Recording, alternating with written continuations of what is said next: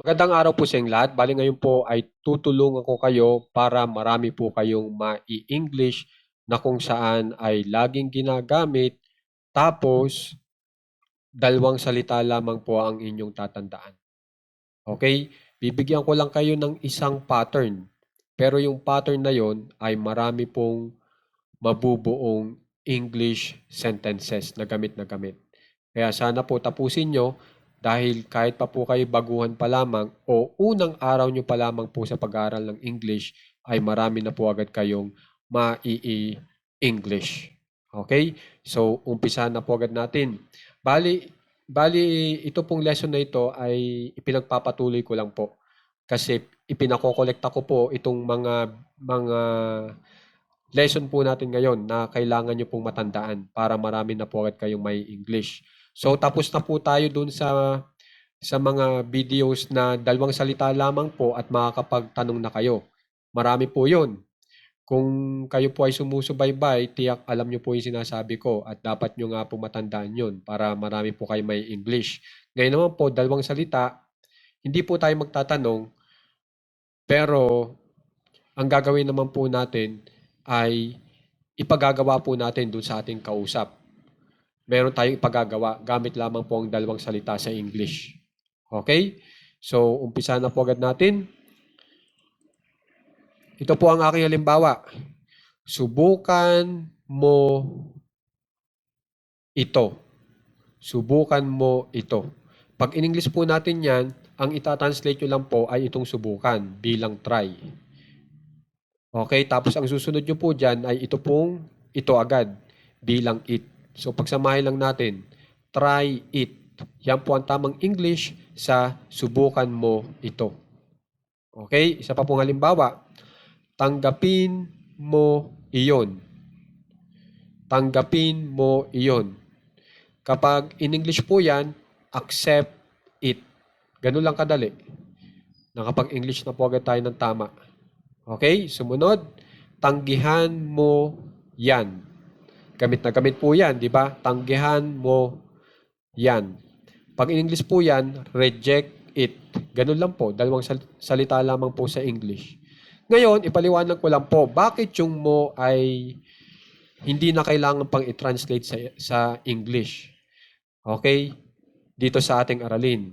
Nagkakaganyan po kasi meron pong batas sa English na kapag ikaw ay nag-uutos ay ayos lang na hindi mo i-translate sa English yung taong inuutusan mo. At alam naman po natin, yung taong inuutusan po natin ay itong mo na inyong kausap. Okay? Sa Tagalog, kailangan nyo pang sabihin yung mo para lang malaman ng tao na siya ang inuutusan mo. Pero pagdating sa English, automatic alam na nung tao na siya ang inyong inuutusan. Kasi syempre, nakaharap ka sa kanya at sinabi mo itong try it, accept it, reject it. Alam niya na po yan. Automatic na siya ang inyong inuutusan. Okay? So yun din ang kaibahan ng batas sa Tagalog at batas sa English. Okay? So sana tandaan nyo. Pwede pong mangyari yan na hindi natin i-translate yung mo. Kung tayo ay nag-uutos. Okay? Pero kung gusto nyo pa rin ilagay, edi ilagay nyo. Nasa unahan po yan. You try it. Subukan mo ito. Pwede rin naman po yun. Okay? Pero ang pangkaraniwan po talaga, pag nag-uutos ang Amerikano, hindi na po nagsasali ng salitang you o mo. Okay? Ngayon po, kung titingnan nyo po yung spelling po ng mga verbs po natin dito o yung action na gusto nyong ipagawa sa inyong kausap ay naka-original na spelling o naka-base form. Ano ba ang original na spelling ng buy? Itong buy, itong bilhin. 'Di ba B-U-Y? Yan yung original na spelling niya. Hindi yung may S sa dulo at hindi rin yung bought. 'Di ba? Buy, B-U-Y. So yan po yung kailangan po sa pag-uutos natin. Ganyang spelling. Dapat i-spelling nyo yung verb o yung action na salita nyo ng naka-original na spelling. Yan po ang requirement ng present tense. Okay? Pag sinabi ko po kasing present tense, pang ngayon yan. Siyempre, pag tayo nag-uutos, pang ngayon, gusto mo nang ipagawa ngayon. Di ba? At dahil sa gusto mo ipagawa ngayon, yan po ay pumapatak sa batas ng present tense. At ang sinasabi po ng present tense, dahil sakop kita, kailangan mo sundin ang aking batas. At ang batas ko ay yung iyong action na ipagagawa mo, yung action na ipagagawa mo doon sa tao, dapat i-spelling mo ng naka-original na spelling. At yan, buy, sell, pay, puro naka-original yan. At malalaman nyo na original yung spelling ng inyong naturang salita, titingnan nyo yan sa dictionary. Pag yun yung nakita yung pinakamalaking salita para sa buy, yun na po yun. Kasi yung may S sa dulo at saka yung bot, maliit-liit po na salita yun sa dictionary. Okay? So ngayon, alam nyo na ang dahilan kung bakit naka-original na spelling o naka-base form yung spelling ng ating verb o action na salita. Gawa po ng batas ng present tense. Okay? So, ito pa po, tandaan nyo na rin, itong yan, iyon o ito, pag itatranslate nyo sa English, it lang yan.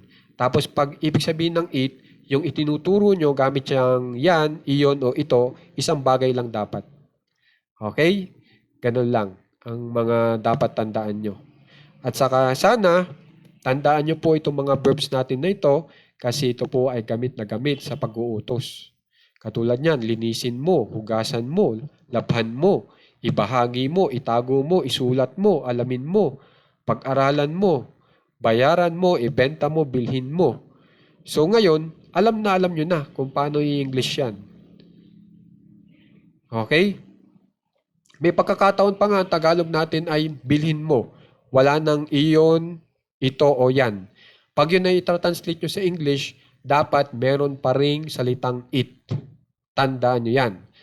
Ngayon, kung may magtatanong, bakit po? Kasi itong mga verbs natin na ito, simula try hanggang wash, ang uri po niyan ay tinatawag na transitive verb.